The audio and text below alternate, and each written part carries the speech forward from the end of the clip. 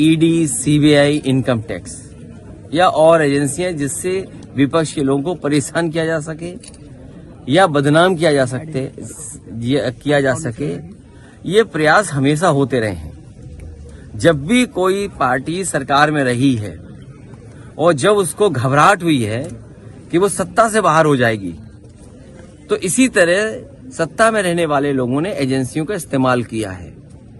जिस किसी भी सरकार ने इस तरह की एजेंसियों का गलत इस्तेमाल किया है, वो सत्ता से हमेशा बाहर हुए हैं। हमेशा सत्य की जीत हुई है, जो सच्चाई के साथ खड़े उनकी जीत हुई है।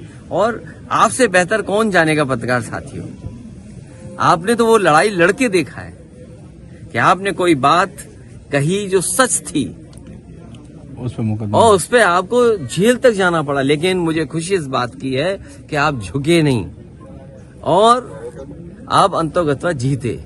इसलिए मैं बधाई भी देना चाहता हूं आपको। न केवल बलिया जेल में रहे आप लोग में से साथी, आजमगढ़ जेल में भी रहे आपके साथी। तो ये एजेंसियों का या सरकार का इस तरह का व्यवहार हमेशा रहता है, आवाज दबाने का।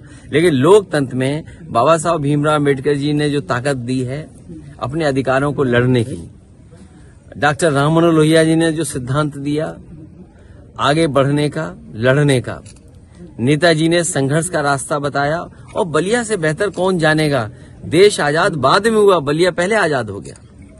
तो इतने क्रांतिकारी धरती पर ये हमारे पत्रकार साथी सवाल पूछ रहे हैं, ये आप सब जानते हैं कि जनता जिस समय खड़ी होगी सरकार को झुकना होगा और सरकार झुकेगी, क्योंकि जो बुनियादी सवाल वो वैसे के वैसे हैं।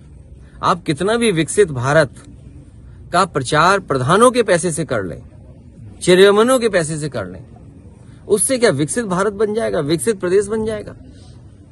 आप प्रधानों के पैसे से विकसित बनाना चाहते हैं, कितना बड़ा धोखा है सोचिए। और बैंकों का पैसा जो था, जो वसूला जाना था, 15 लाख करोड़ रुपया आपने उद्योगपतियों का माफ कर दिया। आज आप कर्ज में जा रहे हैं, कर्ज बढ़ता चला जा रहा है।